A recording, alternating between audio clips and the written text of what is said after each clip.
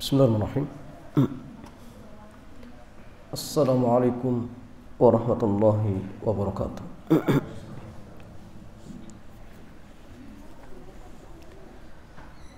Alhamdulillah wassalatu wassalamu ala rasulillah wa ala alihi wa sahbihi ajma'in. Amma ba'd. Ikhwan wa akhwati fillah, alhamdulillah di kesempatan sore hari ini Allah Azza wa Jalla kembali mudahkan kita untuk melanjutkan kajian kita pada kitab Pasar Muslim Dunia Maklar karya Al-Ustadz Aminul Bait Hafizahullah. Dan jamaah ini rahmat oleh Allah Azza wa Jalla, tema kita di kesempatan sore hari ini berkaitan tentang kebijakan Umar terhadap pasar. Jadi jamaah sekalian, tema ini akan menjelaskan sejauh mana ya pemerintah terlibat dalam urusan pasar, ya, dalam urusan pasar.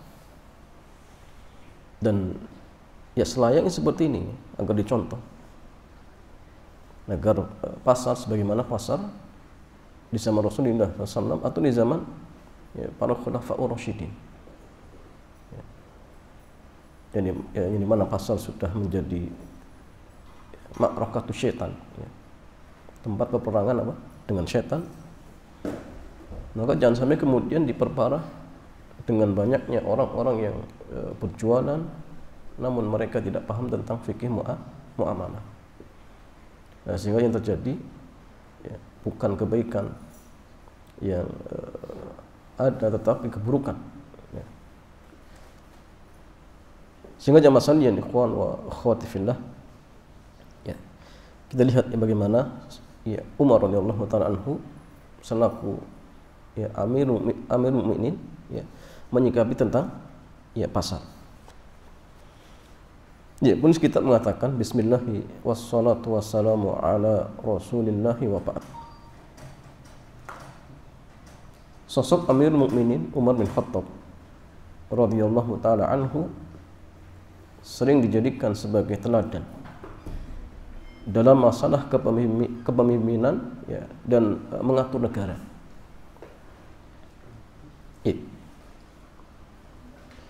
Ya, makanya masalahnya Umar bin Khattab,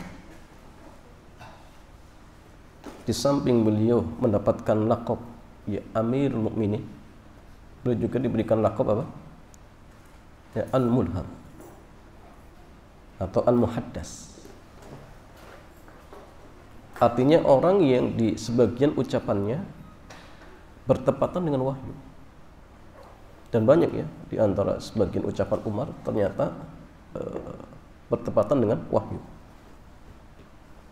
Nah, seperti kisah tentang pengharaman khamr, ya, itu berkat doa Umar. Ya. Ketika beliau belum jelas tentang perkara khamr, kemudian berdoa, Allahumma ya, alim ya Allah, ya, jelaskan kepada kami dengan sejelas-jelasnya tentang perkara khamr, ya al-kamakon. Ya. Maka ketika itu pun turun ya ayat tentang pengharaman khamr. Tapi ketika itu jamaah sekalian belum diharamkan secara mutlak. Ya. Sehingga Umar berdoa kembali ya, minta agar apa dijelaskan dengan sejelas-jelasnya, sehingga akhirnya turun ayat yang terakhir, khamr diharamkan secara mutlak. Dan itu jamaah sekalian berkat doa Umar radhiyallahu taala anhu, atau tentang ya, apa namanya, masalah tawanan perang. Dan ternyata ya, pendapat Umar sesuai dengan wahyu, dan sesuai dengan wahyu seperti itu. Nah, sehingga masalah yang banyak yang di antara kebijakan Umar terkhusus tentang masalah ya pasar ya, sangat layak untuk dijadikan contoh. Ya, sangat layak untuk dijadikan apa? Contoh. Banyak kebijakan beliau yang menjadi referensi bagi kaum muslimin generasi setelahnya.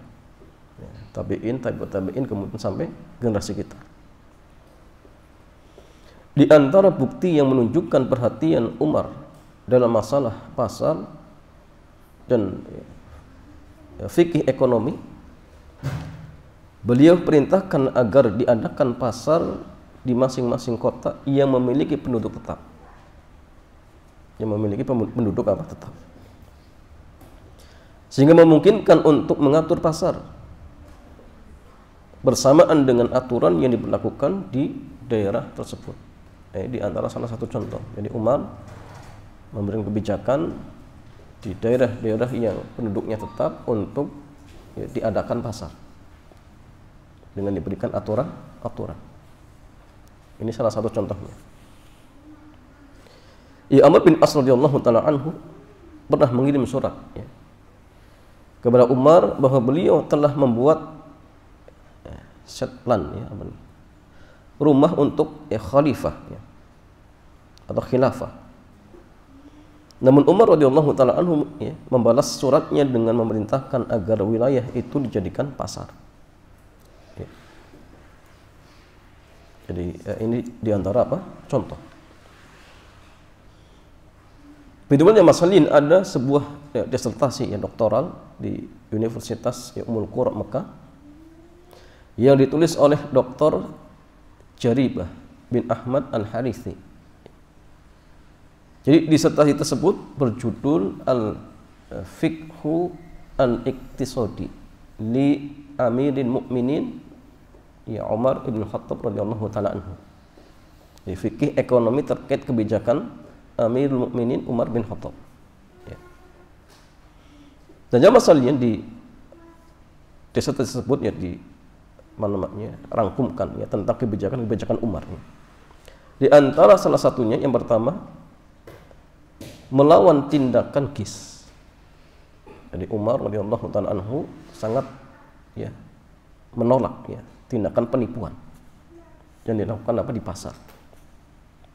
Jadi Umar bin Khattab radhiyallahu taala anhu menindak tegas bagi mereka yang melakukan penipuan. Bahkan hukumannya bisa dilakukan di tempat tersebut. Seperti yang beliau lakukan terhadap penjual susu yang mencampur susunya dengan air untuk dijual. Dan susu itu langsung dibuang di tempat tersebut. Dan ini juga menunjukkan boleh mengingkari kemungkaran secara terang-terangan, boleh, tidak masalah. Tapi tentu jamaah sekalian, kita kembali kepada kaidah apa? Al-amru bil ma'ruf wan nahyu 'anil munkar. Jadi kaidah kita itu tidak boleh mengingkari kemungkaran kalau menimbulkan kemungkaran yang lebih besar. Tapi kalau misalkan maslahatnya jauh lebih besar, silakan, tidak masalah. Dan yang berhak untuk mengingkari kemungkaran dengan tangan itu pemerintah jemaah. Jadi orang yang punya kekuasaan. Karena memang ingkar mungkar itu ada tahapan-tahapannya. Pertama dengan tangan, kalau kemudian tangan tidak mampu, turun dengan lisan. Kalau kemudian lisan tidak mampu, maka turun dengan hati. Tetapi ingat jemaah, ini serendah-rendahnya iman. Tapi tetap harus diingkari. Kalau kemudian diam, hatinya ridho, maka dia dapat dosa yang sama. Karena termasuk mendukung. Sehingga hati pun harus dijaga agar membenci perbuatan kemungkaran tersebut. Dan itu di antara salah satu bentuk ingkarun mungkar. Tidak boleh ridho. Ini tidak boleh ridho. Dan Umar radhiyallahu ta'ala anhu jamaah sekalian, beliau sangat keras jika terjadi penipuan dilakukan di pasar. Dan beliau tidak segan-segan untuk menindak secara langsung. Nah, kalau di kita apa jemaah? Satpol PP benar tidak? Dirusak. Ini kadang mungkin Mas Andian. Kadang-kadang mungkin ada apa? Mungkin SOP-nya, tetapi kadang-kadang berlebihan. Barangnya dibawa, disita dan sebagainya. Memang masalah pemerintah dalam hal ini punya wewenang mengingkari dengan tangan. Tapi tentu harus tujuannya apa? mencari kemaslahatan, tidak dalam artian tujuannya untuk mendolimi ya. Kalau mendolimi ya tentu tidak dibolehkan ya, tidak dibolehkan seperti itu. Ya. Yang kedua jemaah sekalian, Umar menghalangi upaya untuk merugikan orang lain. Jadi beliau sangat tegas ya. Jika ada seseorang merugikan orang lain, maka beliau tindak. Ya, beliau tindak dengan tegas. Jadi Umar radhiyallahu taala anhu sangat anti dengan semua tindakan yang merugikan orang lain, baik kaitannya dengan kegiatan pasar maupun di tempat lainnya. Itu Umar.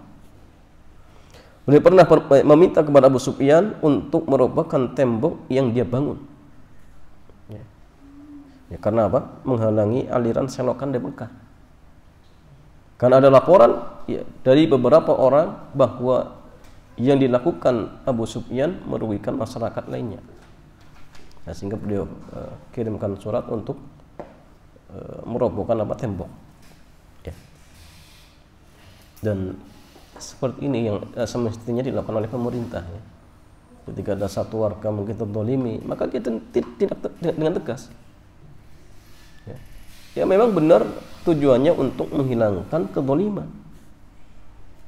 Bukan ya, siapa yang punya uang kemudian yang dilindungi, itu keliru. Yang terjadi karena seperti itu jamaah. Yang punya uang ya kasih, akhirnya apa? Yang tidak punya uang ya terdolimi. Ya, itu keliru ya, keliru. Jadi bukan menghilangkan kedoliman, justru apa? Menambah kedoliman. Nah, ini yang perlu diluruskan jamaah. Begitu saja masalah juga diriwayatkan bahwa Umar pernah ya melepas ya selang saluran rumah milik Abbas bin Abdul Muthalib karena pembuangannya ya ke jalan. Dilepasnya karena mengganggu. Begitu pula mungkin di zaman kita, kalau misalkan ada rumah yang kemudian apa pembuangan airnya ke sungai-sungai, ini perlu ditindak jemaah. Karena sungai itu bukan tempat pembuangan kotoran. Di zaman dahulu di antara sumber mata air itu sungai, jemaah. Jadi sungai itu indah. Nah, sekarang buru-buru ya. Buru-buru untuk mandi. Ya. Apalagi minum. Karena memang dijadikan seperti got. Itu keliru jemaah. Buang sampah, buang kotoran. Nah, ini keliru ya, tidak dibolehkan. Ya. Dan kalau kemudian pemerintah melihat hal seperti ini, harusnya ditindak dengan tegas. Diberikan solusi ya, diberikan solusi. Dibuat mungkin saluran pembuangan yang aman. Ya. Itu tugas pemerintah ya, tugas pemerintah. Ya, kemudian contoh yang lain yang ketiga, membuat aturan dalam muamalah di pasar. Ya. Aturan yang sangat kelihatan dari semua kebijakan yang dibuat oleh Amirul Mukminin, sekalipun ya, tidak menjadi klausul yang tertulis, di samping aturan yang telah kita sebutkan, Amirul Mukminin juga memberikan aturan tambahan. Ya, di antaranya yang pertama, kebebasan bagi siapapun untuk keluar masuk pasar. Ya, boleh, silakan. Ya. Dalam arti tidak boleh ada siapapun yang mengkapling ya, satu wilayah di pasar. Umar bin Khattab membuat aturan al-aswaqu ala sunnatin masajidi. Man sabaqa ila maq'adin fahuwa lahu hatta yakuma minhu ila baitih aw yafrogo min bai'ihi ya, ya. Jadi beliau mengatakan masalah al-aswaqu ala sunnatin masajid. Jadi aturan pasar itu sama seperti aturan masjid ya. Aturan pasar sama seperti aturan masjid. Siapa yang lebih dulu dapat tempat, maka dia yang berhak untuk menempatinya hingga dia pulang ke rumah atau menyelesaikan transaksinya. Ini hukum asal. Ya. Sehingga tidak boleh orang yang datang berikutnya akhirnya mengusir. Oh, ini tempat anak misalkan. Ini nggak boleh jemaah. Kecuali kalau memang ada seseorang yang awalnya dia menempati tempat tersebut. Ketika dia pulang, dia masih menempatkan barang-barangnya di tempat tersebut. Ya tentu kalau seperti ini berarti besok harinya dia masih berhak. Tapi kalau misalkan semua barang sudah diangkut, ya, artinya ya gelar lapak ya. Ternyata pagi harinya apa? Sudah ada orang duluan. Ya sudah, biarkan. Dan tidak boleh kemudian diusir. Ini aturan apa? Aturan ya lapak. Nah, sehingga aturan pasar itu sama seperti aturan masjid. Tidak boleh dikapling. Ya sama ya di masjid kemudian apa? Terkhusus hari Jumat. Sebagian orang apa? Sudah pasang sajadah dari pagi hari.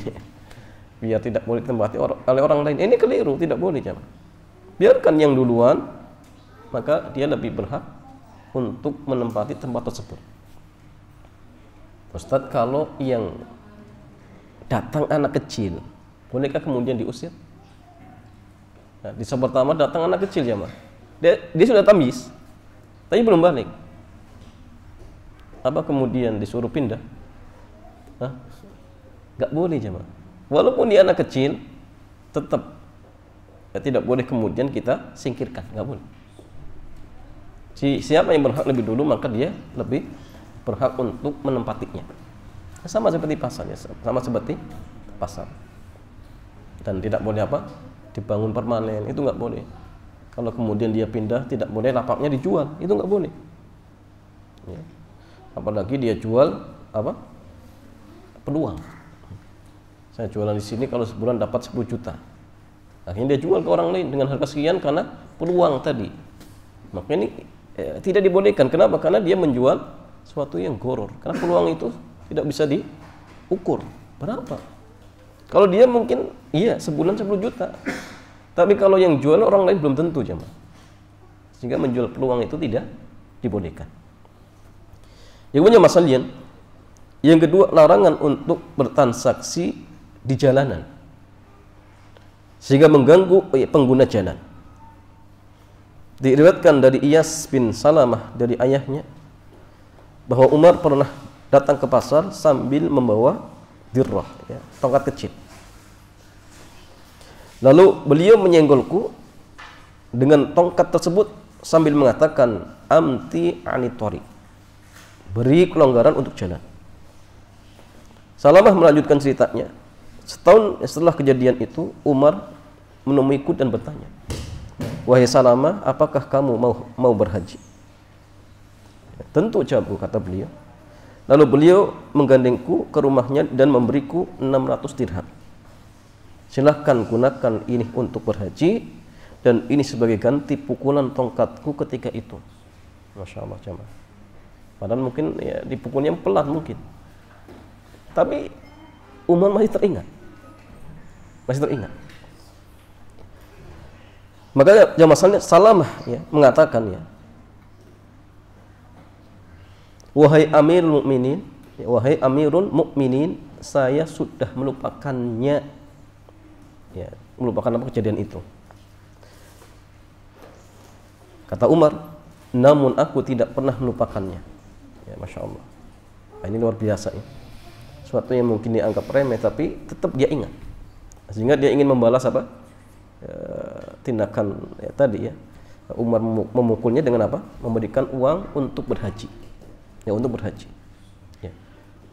Dan ini jamaah di antara salah satu contoh waroknya para ulama kita jam. Ya. Pernah kalau nggak salah saya Abdul Razak, beliau kan dosen jamaah.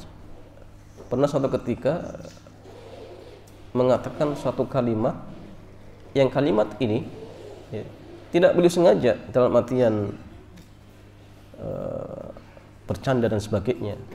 Ya, tapi dia khawatir kalimat ini apa dianggap atau ya khawatir kalimat ini menyinggung ya mahasiswanya. Akhirnya beliau mendatangi mahasiswa tersebut minta untuk dihalalkan dengan dikasih apa beberapa kitab. Yang penting ini dihalalkan, bahkan padahal mahasiswanya apa tidak ya, tidak dalam artian tidak perhatian, ya, tidak diambil, tidak apa, di apa namanya, baper ya. Tapi saking hati-hatinya beliau kasih hadiah. Nah, kalau kita jamaah sekalian, jangankan ya, tidak sengaja, yang sengaja pun tidak mau minta maaf. Nah, inilah kita. Ya. Tapi para ulama kita, masya Allah, luar biasa jamaah. Saking hati-hatinya, saking hati-hatinya. Ya, karena mereka paham ya, hukuman di dunia itu jauh lebih ringan daripada hukuman di akhirat. Sehingga lebih baik minta dihalalkan di dunia daripada minta dihalalkan di akhirat. Berat. Ya, urusannya berat di akhirat sama sekali.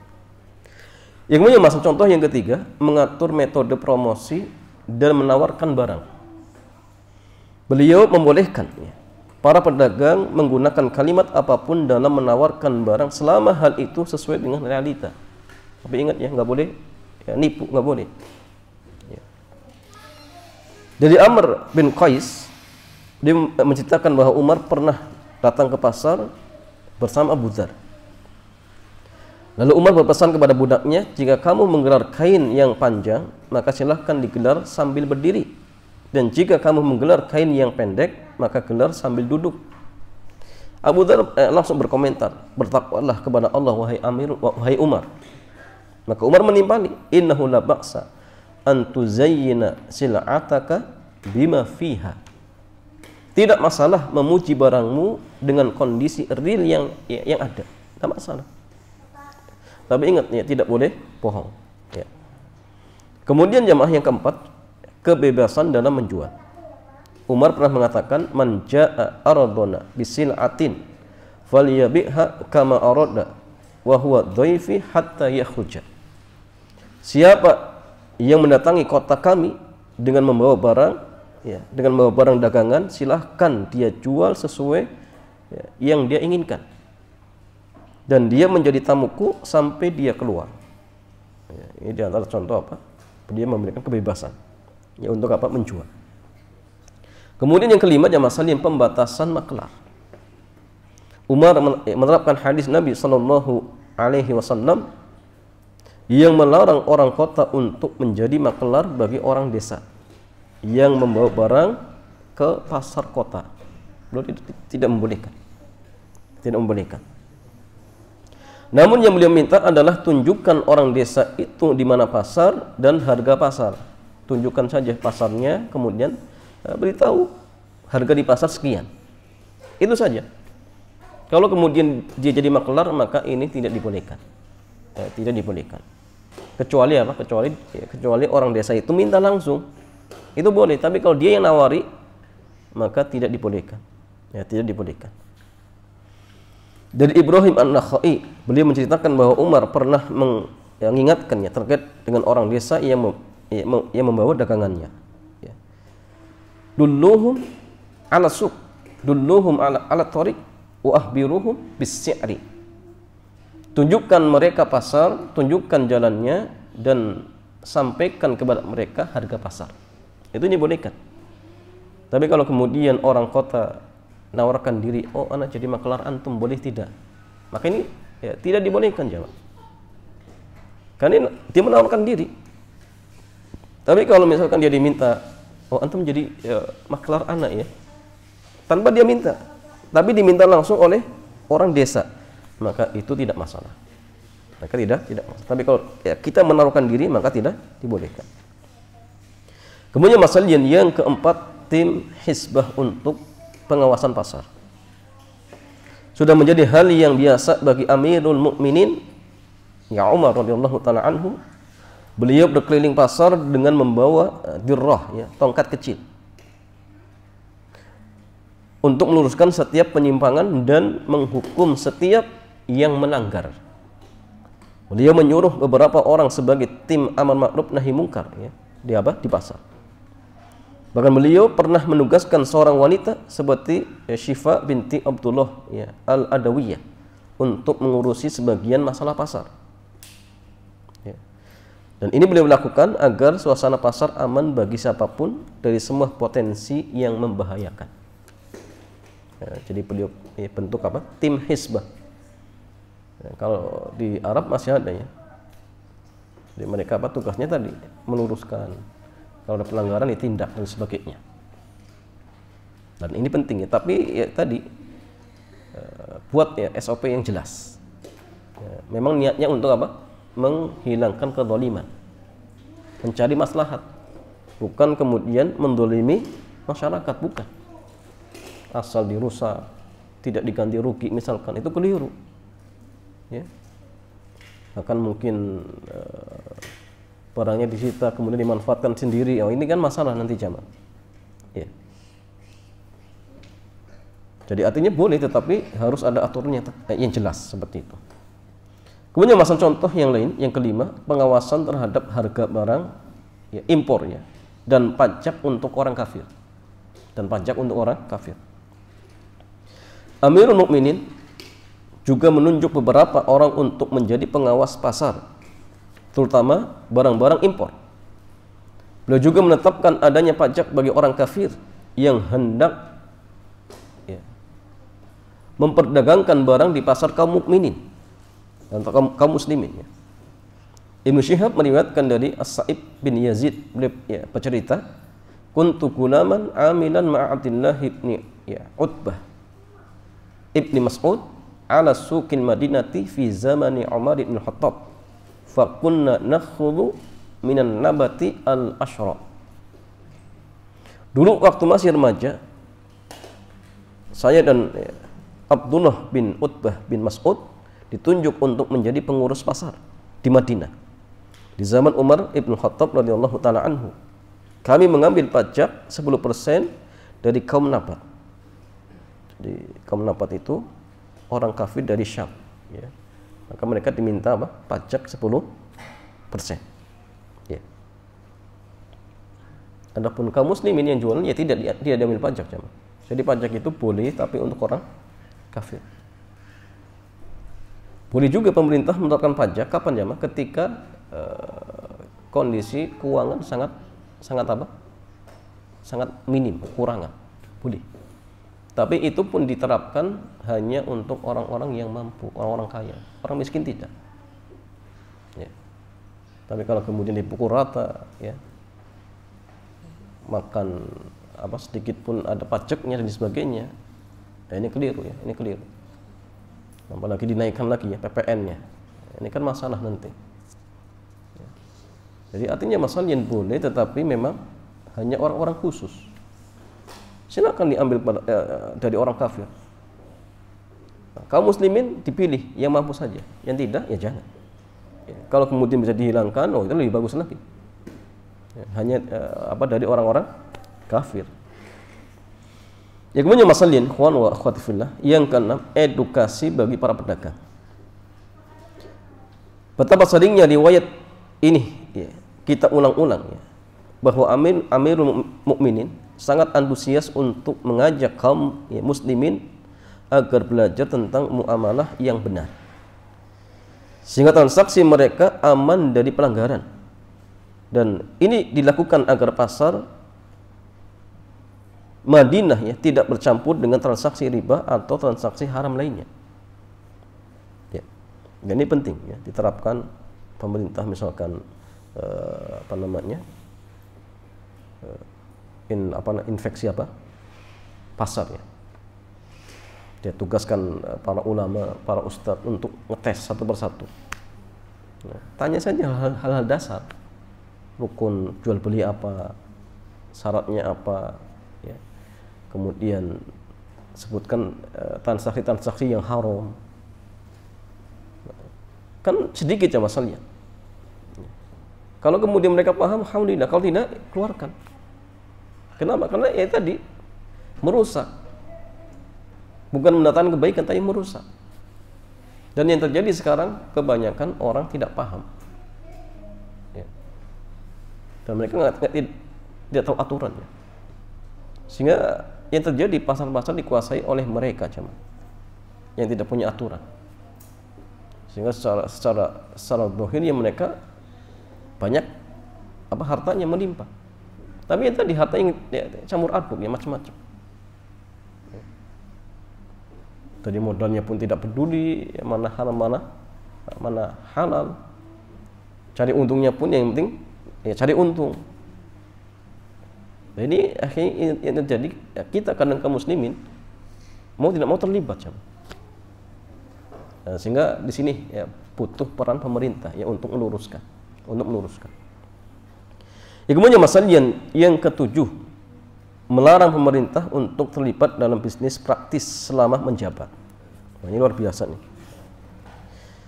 Amirul Mukminin banyak memberikan peringatan dan larangan bagi para pejabatnya untuk melakukan bisnis praktis seperti berdagang atau impor barang untuk dijual di negara Islam.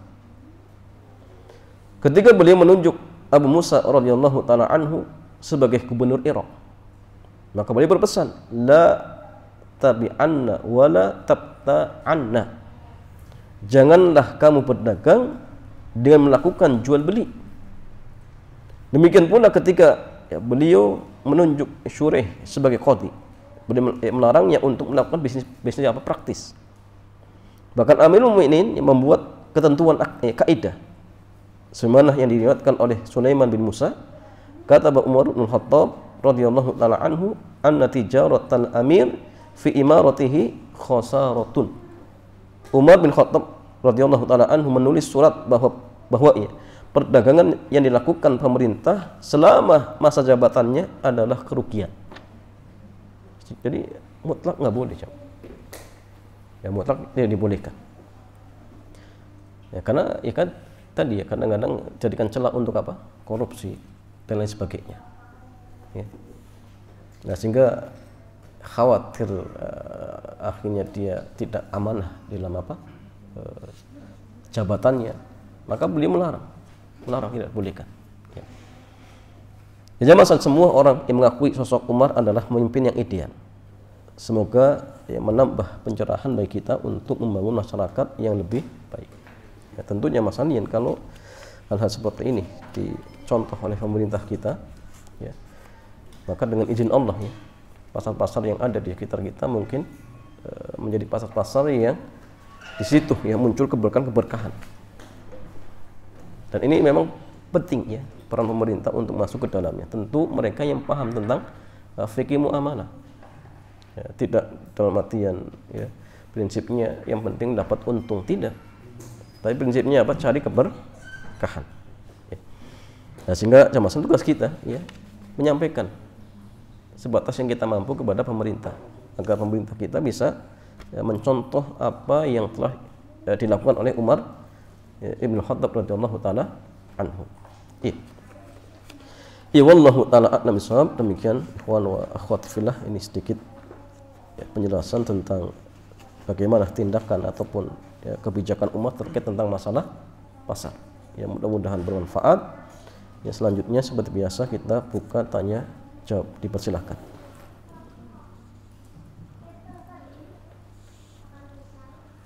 Dari apa Ustaz? Bismillah. Ustaz izin bertanya. Saya tinggal berdua dengan kakak perempuan. Rumah kami baru selesai direnovasi bagian belakang. Kemudian ada teror di atap kami. Ada apa? Pecah, dilempar bata. Oh. Teror. Apa? Teror itu apa? Oh diteror. Diteror. Dilempar bata ke atap dan pecah di bagian belakang tengah, kan kalau bagian depan merembes dindingnya dan yang ada sekring-sekring. Kami bingung siapa pelakunya dan motifnya apa. Ada tetangga kami yang tukang bangunan, pernah memakai tenaga beliau, tetapi hasil kerjanya kurang bagus, sehingga kami menggunakan tukang dari luar. Apakah tindakan kami salah? Apakah tindakan kami menyinggung tetangga kami yang tukang? Ya jamaah sekalian, hukum asalnya ketika seorang mencari jasa tukang dan sebagainya, ini mutlak hukum asalnya apa? Boleh siapa saja selagi dia ahli, boleh, tidak masalah. Apalagi tadi tukang tetangganya hasilnya kurang maksimal, ya, sehingga dia pilih tukang yang lebih ahli. Ya. Jelas di sini ada maslahat ya, ada maslahat. Apa kemudian tindakan seperti ini dianggap apa tadi menyinggung ya? Ya. Jawabannya saya kira kalau dalam artian memang ada hal yang beda dari sisi keahlian, insya Allah tidak masalah. Ya. Kecuali kalau misalkan tukang tetangga dan tukang yang lain apa bahasa kita jamaah keahliannya sama, kemudian kita malah pilih tukang yang jauh, ini mungkin bisa. Tapi ini kan ada sisi apa bedanya, yang tetangga ternyata kurang maksimal hasilnya, orang lain apa lebih maksimal, maka tidak masalah, boleh-boleh saja ya. Perkara kemudian tetangganya apa, mungkin tersinggung ya urusan dia ya. Karena niat kita tidak seperti itu ya. Kita mencari yang lebih baik. Kalau kemudian ya, kita tetap memaksakan untuk meminta tetangga kita yang ngerjain, justru akhirnya apa? Kita yang rugi. Mungkin kerja 2 kali. Ya, kerjakan sekali masih rusak. Kemudian minta lagi. Oh, nah ini bisa mubadir nanti cuma. Jadi kalau ada yang lebih baik, ya, maka ya, tidak masalah. Ya tidak masalah. Ya. Tapi ya tadi kalau misalkan kualitasnya sama, kalau bisa dahulukan tetangga. Tapi kalau kualitasnya beda, maka silakan, tidak masalah, cari tukang yang lebih ahli seperti itu. Wallahu taala a'lam bishawab.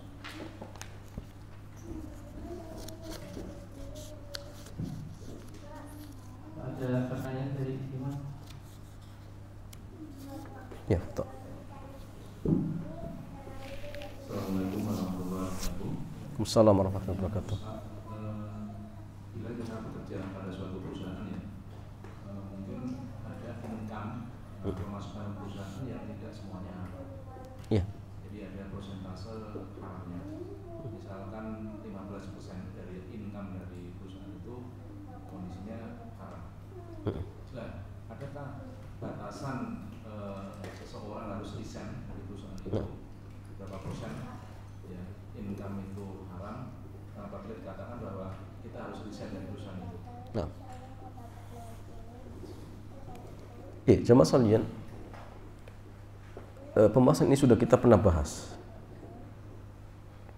terkait tentang bolehkah kita bekerja di suatu perusahaan yang memang tadi ya income-nya ternyata 50% halal, 50% haram, atau mungkin yang haram lebih mendominasi, 80 haram, 20 halal. Maka jamaah sekalian, kalau yang tadi ya haramnya lebih mendominasi, maka jelas ini nggak boleh ya. Kalau sama bagaimana jamaah sekalian? Kalau sama walau alam tidak boleh. Tapi kalau haramnya hanya sekian persen, maka masih dibolehkan ya, masih dibolehkan. Kenapa? Karena yang sedikit-sedikit itu jamaah ya, hukumnya apa? Seperti yang ikut. Contoh seperti misalkan orang kerja di Indomaret. Di situ aja masih ada apa? Ada barang-barang haram yang dijual. Contohnya apa? Rokok. Bahkan mungkin ada yang jual ya minuman ya, kerasnya misalkan. Tapi ini hanya sedikit.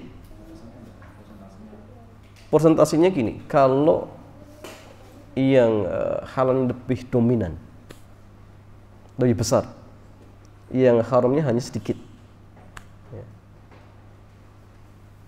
Berapa sedikit jamaah sekalian? Kalau 50% jelas nggak boleh. Kalau 60-40 boleh tidak jamaah? 60-40. Kalau 60-40 apakah masih dalam artian teranggap ya, ngikut? Karena kalau ngikut itu at-tabi, hukum yang ngikut itu sesuai dengan yang diikuti.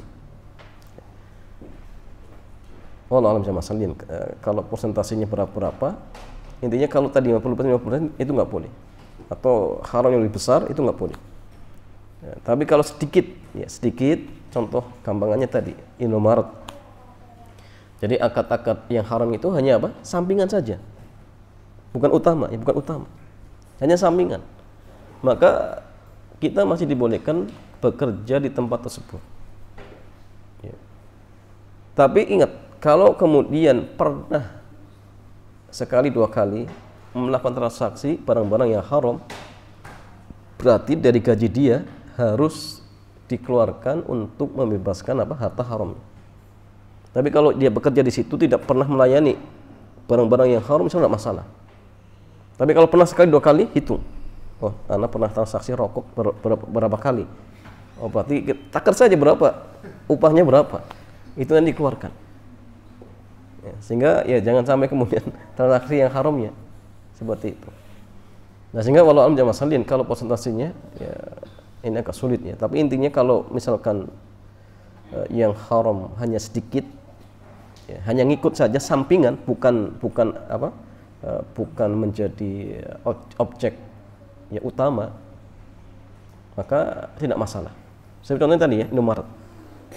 Atau mungkin dia perusahaan yang lain ada transaksi haramnya, tapi sedikit, tidak banyak misalkan, maka masih dibolehkan. Contoh di dealer Mas Moko dan sebagainya. Ada nggak transaksi haramnya? Ada. Tapi yang dominan apa? Yang dominan halal, sahih? Saya tidak. Servis itu kan halal. Tapi kan ada juga sampingan jual beli mobil yang kredit, tapi yang cash juga ada. Ya. Maka kalau seperti ini jamaah sekalian, kalau hanya sampingan-sampingan seperti ini, maka masih dibolehkan. Masih diperbolehkan. Tapi kalau tadi ya 50% haram, 50% halal, maka ya, diusahakan untuk persen, cari yang lain. Ya, cari yang lain seperti itu. Wallahu ta'ala a'lam bishawab.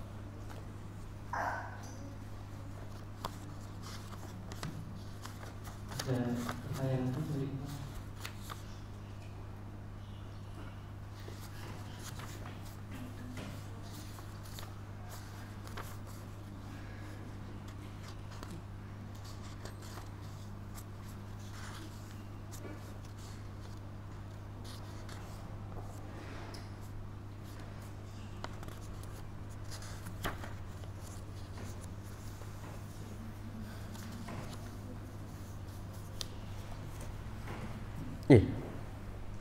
Cukup ya Mas Hujan, karena tidak ada pertanyaan.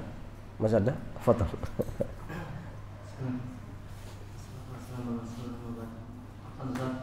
Fadhal. Dalam menuntut ilmu kan pasti ada halangan dan rintangannya. Dalam apa? Dalam menuntut ilmu. 6. Pasti kan ada halangan dan rintangannya. Apalagi kita menuntut ilmu kan pahalanya gede banget. 6. Bagaimana cara kita untuk agar istiqomah, walaupun mungkin saat kita mau kajian hujan atau apa dan lain sebagainya, tapi tetap kita ada azam atau usaha keras, niat yang kuat agar kita tetap istiqomah belajar. Dan hujan bukan jadi halangan. Seperti apa? Wa fikum barakallah. Ya. Ya jamaah sekalian, apa kiat-kiat kita ya agar selalu istiqomah ketika thalabul ilmi? Ya. Maka banyak kiat yang disebut oleh para ulama kita. Di antara kiat yang sangat penting, yang pertama, luruskan niat. Artinya apa? Ikhlaskan niat kita karena Allah. Karena dengan ikhlas tersebut, maka kita bisa istiqomah. Karena orang ikhlas itu apa? Dia beramal ingin mendapatkan pahala. Ya. Dan kalau dia ikhlas, pahala itu dapat tidak? Pasti dapat. Sahih? Iya. Tapi kalau orang niatnya bukan karena Allah, niatnya karena ingin mendapatkan ini dan itu, ternyata ketika dia thalabul ilmi nggak dapat, ya akhirnya dia akan tinggalkan thalabul ilmi karena salah tadi niatnya. Sehingga pertama, luruskan niat, ikhlas karena Allah azza wa jalla di dalam mencari ilmu. Ya. Dan jamaah tidak ada amalan yang lebih utama daripada mencari ilmu insohatin niat. Tapi ingat, jika apa? Niatnya baik. Jika niatnya baik. Ini pertama, jadi luruskan niat. Yang kedua, jamaah sekalian, baca dalil-dalil tentang apa? Fadilah menuntut ilmu. Ini penting. Contohnya, yarfa'illahu alladziina aamanu minkum walladziina utul ilma darajat. Allah akan mengangkat derajat orang-orang yang beriman di antara kalian dan orang yang dengan ilmu. Man salaka tariqan yaltamisu fi ilman sahalallahu lahu bihi tariqan ila jannah. Balasan surga, masya Allah jemaah. Surga itu tidak bisa didapatkan dengan leha-leha, tapi harus kerja keras. Nah, jadi baca ya dari tentang keutamaan thalabul ilmi. Kemudian baca sirah ya, para sahabat, kemudian para ulama ketika mereka mencari ilmu. Seperti contoh ya, Abdullah bin Unais ketika dia ingin belajar Jabir bin Abdullah ketika dia ingin belajar kepada Abdullah bin Unais untuk mendengarkan satu hadis. Dia tempuh dari apa? Dari Madinah ke Syam ya, ke Syam. Ya, dengan waktu 1 bulan. Bayangkan. Ingin mendengar satu hadis. Mendengar satu hadis. Begitu pula Abu Hurairah ketika mulazamah dengan Nabi ya, sampai pernah pingsan-pingsan. Bahkan ada yang diceritakan ada yang kencing darah karena dia bawa apa? Kitab-kitab ya, di bawah terik matahari bertelanjang kaki. Ini para ulama kita jemaah. Ya. Dengan kita membaca sirah mereka, ini bisa menjadikan kita istiqomah. Ya, kemudian ya cari teman-teman yang mereka juga semangat ketika mencari ilmu. Ya, begitu pula di antara kiat yang lain doa. Ya muqallibal qulub tsabbit qulubana ala dinik. Ini penting. Karena hati kita itu selalu berbolak-balik di setiap waktu dan keadaan. Dan yang menjadikan kita istiqomah adalah Allah Azza wa Jalla. Karena ingat, thalabul ilmi ini taufik dari Allah. Ya, sekeras sebesar usaha apapun yang kita lakukan, kalau memang Allah tidak memberikan hidayah taufik, maka tidak bisa. Maka perlu untuk diminta kepada Allah ya, agar bisa diistiqomahkan ya, sampai kemudian bisa tetap thalabul ilmi sampai apa? Wafat misalkan. Doa kepada Allah ya, doa kepada Allah Subhanahu wa ta'ala. Dan masih banyak kiat-kiat yang lain yang tentunya jamaah sekalian, dengan kita membaca ataupun melakukan tadi kiat-kiat tadi yang kita sebutkan ya, harapannya ya, mudah-mudahan kita bisa istiqomah ketika mencari ilmu agama. Apalagi hanya hujan ya, hanya hujan ya. Dan jarak kita apa, masya Allah sangat dekat ya. Ada kendaraan. Zaman dulu ya, pakai onta ya, jalan kaki seperti Baqi bin Madhol dari mana? Andalusia ke Baghdad ya, berbulan-bulan.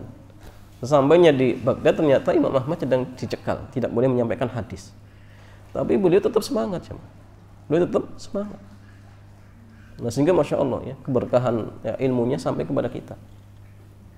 Nah, sehingga penting bagi kita ya, untuk tetap ya, istiqomah ya, perbaiki niat ya ketika mencari ilmu. Begitu pula doa terus kepada Allah Subhanahu wa taala ya, agar kita bisa tetap istiqomah ya sampai ya